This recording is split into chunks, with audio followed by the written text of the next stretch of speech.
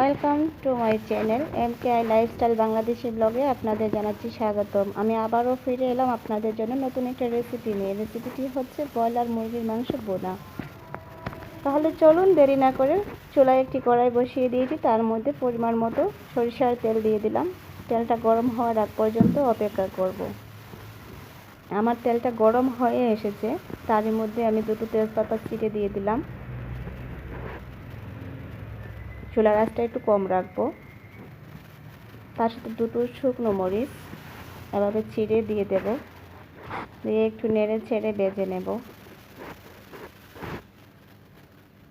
তার সাথে অ্যাড করব 3টে পেঁয়াজ কুচি। একটু নেড়ে চেড়ে পেঁয়াজটা ভাজা করে নেব। তার সাথে অ্যাড করব 1 টেবিল চামচ আদা বাটা আর 1 টেবিল চামচ পেঁয়াজের পেস্ট, আগে ব্লেন্ডার করে রেখে দিয়েছিলাম।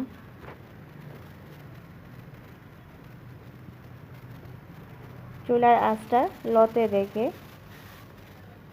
মশলাটা কষিয়ে নেব। আমার মশলাটা কষানো হয়ে গিয়েছে, পেঁয়াজের উপরে তেল বেশি উঠেছে। এর মধ্যে হাফ কাপ পরিমাণ পানি দিয়ে দেব। পানিগুলো বলক আসা পর্যন্ত অপেক্ষা করব।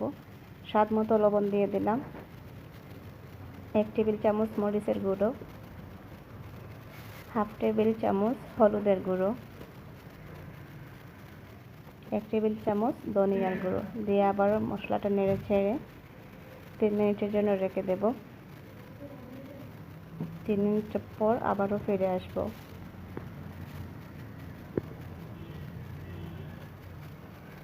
আমার মশলাটা কষানো হয়ে গিয়েছে, দেখেন মশলার উপরে তেল বেশি উঠেছে।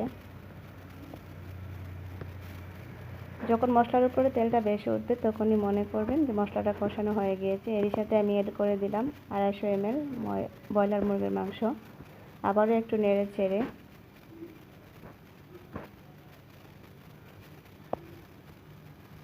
একটা ঢাকনা দিয়ে ঢেকে রাখবো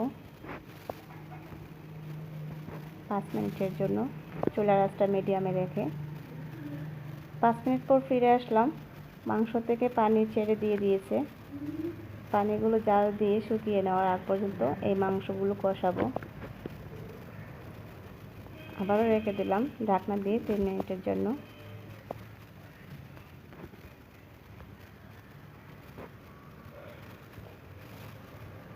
তিন মিনিট পর আবারও ফিরে আসলাম।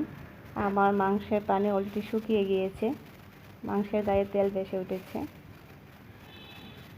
এর মধ্যে আমি পরিমাণ মতো পানি অ্যাড করব। 1 কাপ পরিমাণ পানি দিয়ে দিলাম। পানি দিয়ে তার সাথে অ্যাড করব দারুচিনি, এলাচ আমি বেজে ব্লেন্ডার করে রেখেছিলাম, পরিমাণ মতো দিয়ে দিলাম। তার সাথে দিয়ে দেব ভাজা জিরের গুঁড়ো পরিমাণ মতো।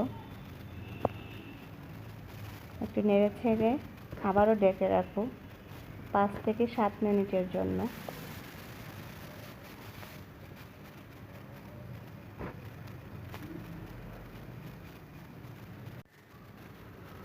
আমার রান্না প্রায় কমপ্লিট। দেখেন ভিউয়ার্স, দেখতে কেমন হয়েছে, নিশ্চয়ই ভালো লেগেছে। যদি ভালো লেগে থাকে তাহলে like, comment, share and subscribe করবেন।